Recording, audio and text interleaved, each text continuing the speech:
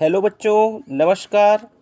आज की क्लास में हम लोग पढ़ने वाले हैं आपके क्लास 11th के हिंदी बुक आरोह भाग 1 के काव्य खंड से चैप्टर 5 घर की याद, जिसके राइटर हैं भवानी प्रसाद मिश्र जी।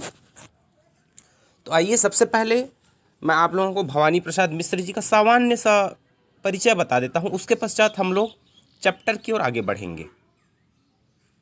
राइटर भवानी प्रसाद मिश्र।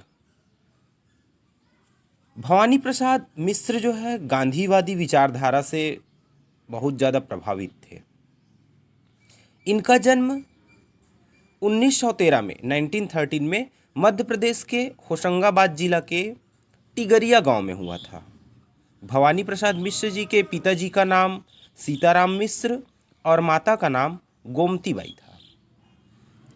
भवानी प्रसाद मिश्र ने स्वतंत्रता आंदोलन में बहुत ही सक्रियता से भाग लिया था और भारत छोड़ो आंदोलन में भाग लेने के कारण उन्हें 3 साल का जेल भी हुआ। इस कवि का निधन जो है 1985 में 1985 में भवानी प्रसाद मिश्र जी का स्वर्गवास हो गया। इन्होंने अपने जीवन काल में अनेक रचनाएं भी रचे हैं, जैसे सतपुड़ा के जंगल, सन्नाटा, गीत फरोश, चकित है दुख, बुनी हुई रस्सी, खुशबू के शिलालेख, अनाम तुम आते हो, इदम नमम। इस प्रकार से अनेक रचनाएं इन्होंने किया है। अब हम आते हैं चैप्टर की ओर। चैप्टर का नाम है घर की याद। अब बच्चों, आप लोगों को पता होगा घर की याद कब आती है। ये घर की याद कब आती है? जब हम घर से बाहर होते हैं, तो है ना। तो वैसे ही कवि को अपने घर की याद आ रही है, और वो अपने घर में नहीं है। मैंने पहले बताया कि उन्होंने 1942 के भारत छोड़ो आंदोलन में सक्रिय भूमिका निभाया था। इस कारण से उनको 3 साल का जेल भी हुआ था। तो वो जेल में है और जेल में बैठ करके ये कविता लिखा है। कौन सी कविता लिखा है? ये घर की याद। जब वो जेल में थे तब उनको ये घर की याद आ रही है। ठीक है, तो घर की याद आ रही है तो वो क्या लिखते हैं वो हम अभी पढ़ने वाले हैं। ठीक है, तो वो लिखते हैं, आज पानी गिर रहा है, बहुत पानी गिर रहा है, रात भर गिरता रहा है, प्राण मन घिरता रहा है, बहुत पानी गिर रहा है, घर नज़र में तिर रहा है, घर की मुझसे दूर है जो, घर खुशी का पूर है जो। ये पहली काव्यांश है। अब इस पहली काव्यांश का अगर हम संदर्भ लिखें तो हम संदर्भ लिख सकते हैं कि प्रस्तुत काव्यांश हमारी पाठ्य पुस्तक आरोह भाग 1 के चैप्टर काव्यखंड से चैप्टर 5 घर की याद से लिया गया है, जिसके कवि भवानी प्रसाद मिश्र जी हैं। ठीक है, प्रसंग में हम क्या लिख सकते हैं?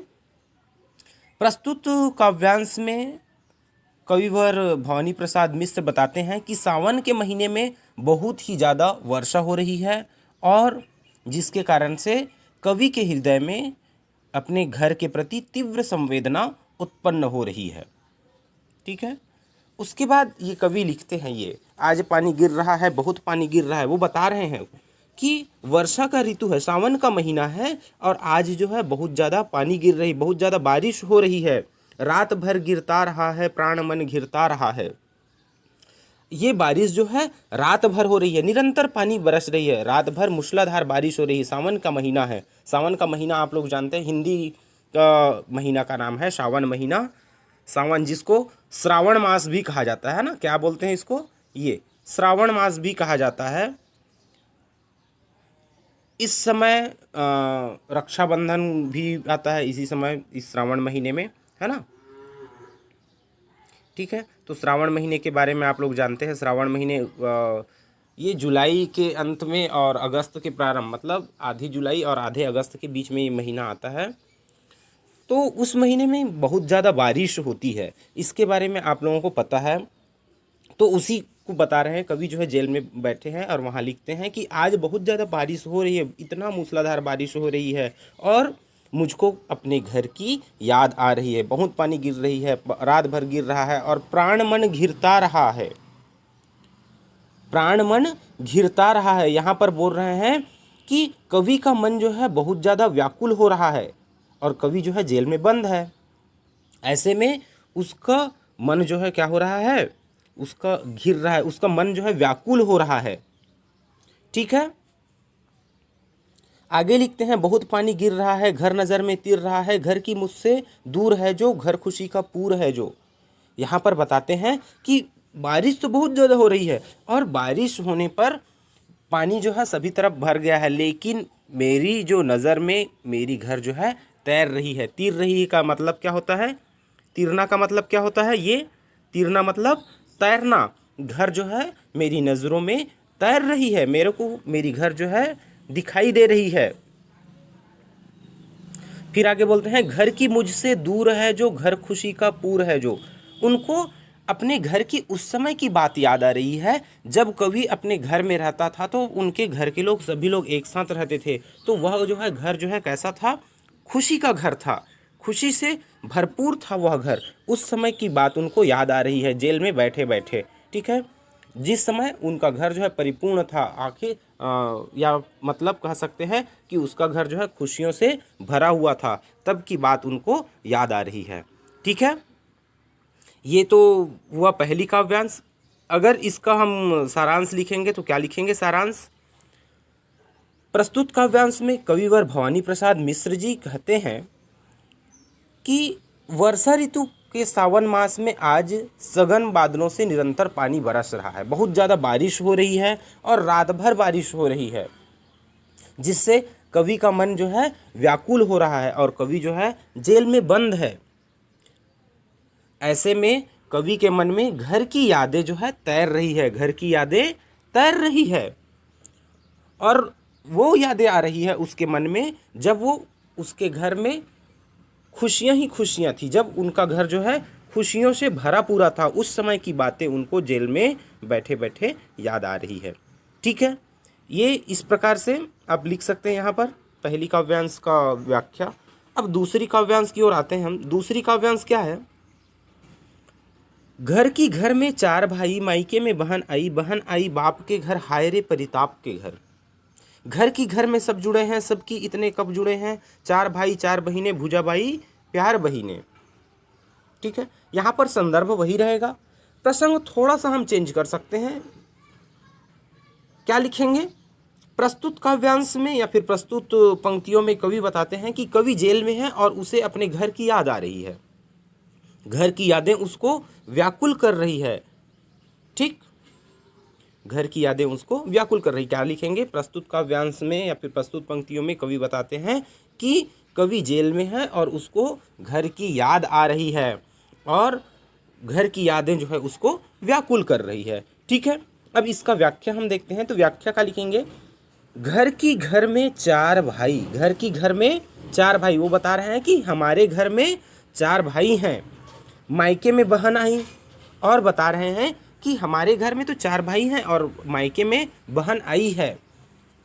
उस समय या फिर अभी भी ऐसा ही होता है कि सावन के महीने में बहनें जो है भाइयों को राखी बांधने के लिए आती है ना, या फिर जब बहनों की नई नई शादी हुई रहती है तो वो लोग भी क्या करते हैं, सावन के महीने में अपने भाई को राखी बांधने के लिए आते हैं और तीज का त्यौहार तक के रुकते हैं। तो उसी को बता रहे हैं कि मायके में बहन भी आई हुई है। हम लोग घर में कितने भाई हैं, चार भाई हैं, और मायके में बहन आई है, बहन जो है अपने ससुराल से अपने मायके आई है। फिर आगे बताते हैं, बहन आई बाप के घर, हाय रे परिताप के घर। अब यहाँ पर कवि बताते हैं कि बहन अपने पिताजी के घर में आई है, लेकिन कैसे समय में आई हैं, जब उनका भाई ही नहीं है, जब उनका भाई ही नहीं है, जिनको राखी बांधने के लिए वो आई है, जिनके पास वो आई है, वह भाई खुद नहीं है, वह तो जेल में है। तो इस कारण से वो बताते हैं कि हाय रे परिताप के घर। परिताप का घर किसको बोलते हैं, अत्यधिक दुख। परिताप मीन्स होता है अत्यधिक दुख, तो परिताप के घर का मतलब क्या हो जाएगा, अत्यधिक दुख का घर, बहुत बड़ा या फिर बहुत ज़्यादा दुख का घर बोल सकते हैं। ठीक है, तो यहाँ पर कवि बताते हैं कि बहन ऐसे समय में आई है जब उनका भाई ही उस घर में नहीं है, तो उस बहन के लिए वह घर जो है दुखों का घर है, उसके लिए वह घर जो है कैसा घर बन गया है, दुख का घर बन गया है। ठीक है, तो इन चारों पंक्तियों का अर्थ क्या होगा, कवि बताते हैं कि उसके घर में चार भाई हैं, और उनकी बहन जो है ससुराल से मायके अपने परिवार वालों से मिलने के लिए आई है। मायके में उसका जब आगमन हुआ, वो जब वो आती है उसकी बहन, तो अत्यधिक दुख का क्षण होता है। क्यों? क्योंकि उसका भाई जो है जेल में रहता है। जेल में रहने के कारण यहाँ पर कवि बताते हैं कि परिताप का घर बता रहे हैं, उस घर को दुख का घर बता रहे हैं। ठीक है, फिर आगे लिखते हैं, घर की घर में सब जुड़े हैं, सबकी इतने कब जुड़े हैं। चार भाई चार बहिने, भूजा भाई प्यार बहिने। यहाँ पर बताते हैं कि घर की घर में सब जुड़े हैं। घर की घर में सब जुड़े हैं का मतलब क्या है? घर में सब लोग आपस में प्रेम भाव से जुड़े रहते हैं, सब लोग प्रेम से जुड़े हुए हैं, परस्पर सबके बीच में प्रेम है। वे सब इतने समीप है, सबकी इतने कब जुड़े हैं, मतलब वो सब के सब पास में है। ऐसा पहले कभी नहीं हुआ था, यह वो बता रहे हैं। फिर वो बताते हैं चार भाई चार बहिनें, वो बताते हैं कि हमारे घर में चार भाई और चार बहिनें हैं। और बता रहे हैं कि भूजा भाई प्यार बहिनें, भूजा भाई प्यार बहिनें मतलब भाइयों की भुजाएं मजबूत हैं, अर्थात भाइयों को भुजाएं मजबूत होने का मतलब उनकी भाई जो है आपस में मिल करके कार्य करते हैं। अब उनका आपस में बहुत ही ज़्यादा अच्छा प्यार है, और इन भाइयों की भुजाएं जो है मजबूत होने के कारण से बहनों को अपने भाई पर गर्व भी है, और ये भाई जो है अपनी बहन से बहुत ज़्यादा प्यार करती है। ठीक है, तो इन पंक्तियों का ये जो 8 पंक्ति है, इतने का आपको अर्थ मैं बता रहा हूँ एक बार फिर। प्रस्तुत काव्यांश में कवि जो है बताते हैं कि उनके घर में 4 भाई हैं, और उस समय उसकी बहन जो है सावन के महीने में उसकी बहन जो है उसके घर में आती है, तो उसके घर में वो कवि जो है नहीं रहता है, वो तो जेल में होता है। तो उसकी बहन के लिए वो घर जो है परिताप का घर हो जाता है, बहुत ज़्यादा दुख का घर हो जाता है। यहाँ पर कवि बताते हैं कि घर में सबके सब जो है आपस में जुड़े हुए हैं, सब एक दूसरे के समीप हैं। ऐसा पहले कभी नहीं हुआ था। उनके घर में 4 भाई हैं, 4 बहिनें हैं, और उन सभी भाइयों की बहनों के बीच में बहुत ज़्यादा प्यार है। भाइयों की भुजाएं मजबूत हैं, जिनसे वो भाई जो है अपनी बहनों की रक्षा कर पाती हैं, रक्षा कर पाते हैं, सुरक्षा दे पाते हैं उनको, जिससे भाई और बहनों में बहुत ज़्यादा प्यार है। ठीक है, ये काव्यांश समझ में आया। अब हम बढ़ते हैं आगे अगला काव्यांश की ओर। ठीक है, अगली काव्यांश क्या है? और माँ बिन पढ़ी मेरी, दुख में वह गढ़ी मेरी, माँ की जिसको जिसको गोद में सिर। यहाँ पर जिसकी है ना, माँ की जिसकी गोद में सिर रख लिया तो दुख नहीं फिर। माँ की जिसकी स्नेह धारा का यहाँ तक भी पसारा, उसे लिखना नहीं आता जो कि उसका पत्र पाता। यहाँ पर कवि बता रहे हैं कि माँ मेरी पढ़ी लिखी नहीं है, और बिन पढ़ी मेरी, और माँ बिन पढ़ी मेरी माँ जो है क्या है, वो बता रहे हैं कि वह पढ़ी लिखी नहीं है। दुख में वह गढ़ी मेरी, यहाँ पर गढ़ना, गढ़ी मेरी, गढ़ना का मतलब क्या होता है? डूबी हुई है। मेरी माँ जो है दुख में डूबी हुई है। कैसे डूबी हुई है? दुख में डूबी है। क्यों डूबी हुई है, गढ़ी है? क्योंकि उसका एक बेटा जो है जेल में है, इस कारण से उसकी माँ जो है दुख में डूबी हुई है। आगे बताते हैं, माँ की जिसकी गोद में सिर रख लिया तो दुख नहीं फिर। कवि यहाँ पर बताते हैं कि अगर वो कभी परेशान रहते हैं, अगर वो कभी परेशान हुए हैं, या फिर उनके पास कोई दुख भी आया है, तो वो अपने सिर को माँ की गोद में रख लिया करता था जब वो घर में होता था, है ना। रख लिया तो दुख नहीं, और जिससे उसका दुख जो है समाप्त हो जाता था। जब वो अपने सिर को अपने माँ की गोद में रख लेता था, तो क्या होता था? उसका दुख जो है समाप्त हो जाता था। ठीक है, फिर आगे बताते हैं, माँ की जिसकी स्नेह धारा का यहाँ तक भी पसारा। माँ की जिसकी स्नेह धारा, स्नेह धारा का मतलब, स्नेह मतलब प्यार, ठीक है, और स्नेह धारा का मतलब क्या हो जाएगा? प्यार भरा, ठीक है, धारा मान सकते हैं, मतलब प्यार का धारा, उनका प्यार जो है प्रवाहित हो रहा है ना। का यहाँ तक भी पसारा, पसारने का मतलब क्या होता है? फैलना। उसका प्यार जो है यहाँ तक फैला हुआ है। भले ही मेरी माँ जो है मेरे पास नहीं है, लेकिन मेरी माँ का जो प्यार है वो यहाँ तक आ रहा है, इस जेल तक आ रहा है। उसे लिखना नहीं आता जो कि उसका पत्र पाता। जो कि उसका पत्र पाता। यहाँ पर कवि बताते हैं कि मेरी माँ को लिखना नहीं आता है, वो पहले भी बता दिया ना, और माँ बिन पढ़ी मेरी, तो बता रहे हैं कि जो उसे लिखना नहीं आता जो कि उसका पत्र पाता। यहाँ पर कवि बताते हैं कि अगर मेरी माँ पढ़ी लिखी होती तो उसका पत्र भी मेरे पास आता, लेकिन मेरी माँ जो है पढ़ी लिखी नहीं है, इस कारण से उसका पत्र जेल में नहीं आ रहा है। लेकिन उसका पत्र जेल में नहीं आ रहा है तो कोई बात नहीं, मेरी माँ का जो प्यार है वो मुझ तक इस जेल में, यहाँ तक भी उसका प्यार जो है फैला हुआ है। ठीक है, तो इन पंक्तियों का अर्थ समझ में आया। ये तीसरी काव्यांश है। ठीक है, इस तीसरी काव्यांश का अर्थ एक बार मैं और आपको बता रहा हूं। ठीक है, क्या होगा यहां पर,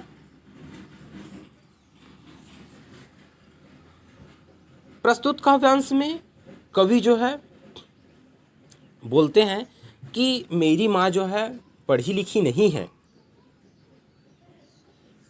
वह दुख में गड़ रही है, मतलब दुख में डूबी हुई है, क्योंकि मैं उसका बेटा, मैं जेल में हूँ, इस कारण से मेरी माँ जो है दुख में डूबी हुई है। कवि यहाँ दुख से परेशान है, वह अपने सिर को क्या करना चाहते हैं, अपनी माँ की गोद में रखना चाहते हैं। माँ की जिसकी गोद में सिर रख लिया तो दुख नहीं। फिर वो बताते हैं कि माँ की गोद में सिर रख लेने से दुख जो है दूर हो जाता है, लेकिन मेरी माँ जो है दूर है। माँ की जिसकी स्नेहधारा का यहाँ तक भी पसारा, माँ भले ही दूर है लेकिन उनका प्यार जो है कहाँ यहाँ तक पसरा हुआ है, यहाँ तक फैला हुआ है। उसे लिखना नहीं आता जो कि उसका पत्र पाता। यहाँ पर कवि बताते हैं कि मेरी माँ को लिखना नहीं आता है, इस कारण से उसका पत्र नहीं आ रहा है, नहीं तो उसका पत्र भी मुझ तक जरूर पहुँच पाता। ठीक है, इसमें हम प्रसंग लिखेंगे तो क्या लिखेंगे, प्रसंग में हम लिख सकते हैं कि प्रस्तुत पंक्तियों में कविवर बताते हैं कि भाई बहनों की स्मृति के बाद उसको अपनी माँ की याद आती है या फिर माँ की याद आ रही है। कवि अपनी माँ के व्यक्तित्व का बखान किया है। प्रस्तुत पंक्तियों में कवि अपने माँ के व्यक्तित्व का बखान किया है। ठीक है, अब आगे मतलब चौथी काव्यांश हम लोग देखते हैं। ये चौथा काव्यांश है। चौथा काव्यांश क्या है, पिताजी जिनको बुढ़ापा एक क्षण भी नहीं व्यापा, जो अभी भी दौड़ जाए, जो अभी भी खिलखिलाए, मौत के आगे ना हिचके, शेर के आगे ना बिचके, बोल में बादल गरजता, काम में झंझा लरसता। ठीक है, संदर्भ वही रहेगा, प्रसंग थोड़ा सा चेंज हो जाएगा। प्रसंग में हम क्या लिखेंगे, यहाँ पर प्रस्तुत पंक्तियों में कवि ने अपने परिजनों के क्रम में अपने पिताजी को याद किया है। पहले इन्होंने क्या किया, अपने भाइयों को, अपने बहनों को याद किया, उसके बाद अपने माँ को याद किया, अब इसके बाद में अपने पिताजी को याद कर रहे हैं। इस चौथी काव्यांश में किसको याद कर रहे हैं, अपने पिताजी को याद कर रहे हैं। ठीक है, अपने पिताजी को याद करते हैं इस काव्यांश में। ठीक है, तो इस काव्यांश का व्याख्या क्या होगा, इस काव्यांश का व्याख्या इस प्रकार से होगा, पिताजी जिनको बुढ़ापा एक क्षण भी नहीं व्यापा। ठीक, यहाँ पर कवि बताते हैं कि पिताजी का उम्र भले ही ज़्यादा हो गया है, पिताजी जिनको बुढ़ापा, भले ही उनका उम्र जो है बहुत ज़्यादा हो गया है, लेकिन एक क्षण भी नहीं व्यापा। लेकिन वो देखने से वो क्या नहीं लगते, बूढ़ा नहीं लगते हैं। बुढ़ापा का मतलब क्या होता है, बुढ़ापा मतलब वृद्धावस्था को बोला जाता है ना, और व्यापा का मतलब व्याप्त होना, मतलब वो बूढ़े नहीं हुए हैं, भले ही उनका उम्र जो है क्या हो गया है, बहुत ज़्यादा हो गया है, वृद्धावस्था में आ गए हैं, लेकिन कभी भी उनका शरीर जो है या फिर वो अपने आप में कभी अपने आप को वृद्ध नहीं समझे हैं, ना ही वो वृद्ध लगते हैं। ठीक है, वो उन्होंने क्या नहीं किया है, अभी तक वृद्ध होने का अनुभव ही नहीं किया है। वो बताते हैं जो अभी भी दौड़ जाए, जो अभी भी खिलखिलाए, मेरे पिताजी में इतनी ताकत अभी भी है कि वो अभी भी कितनों भी दौड़ सकते हैं, लंबी दौड़ सकते हैं, जो अभी भी खिलखिलाए, अभी भी वो मुस्कुरा करके रहते हैं, फिजिकली एक्टिव रहते हैं हमेशा। और बताते हैं मौत के आगे ना हिचके, शेर के आगे ना बिचके। वो बताते हैं कि बिचकना और हिचकना मतलब क्या होता है, आप लोगों को पता होगा। हिचकना मतलब संकोच करना। ठीक है, हिचके का मतलब संकोच, हिचकना मतलब क्या होता है, संकोच। बताते हैं वो कवि बताते हैं कि उन्होंने कभी भी संकोच नहीं किया है, उनको कभी भी मौत से कभी भी घबराहट नहीं हुई है।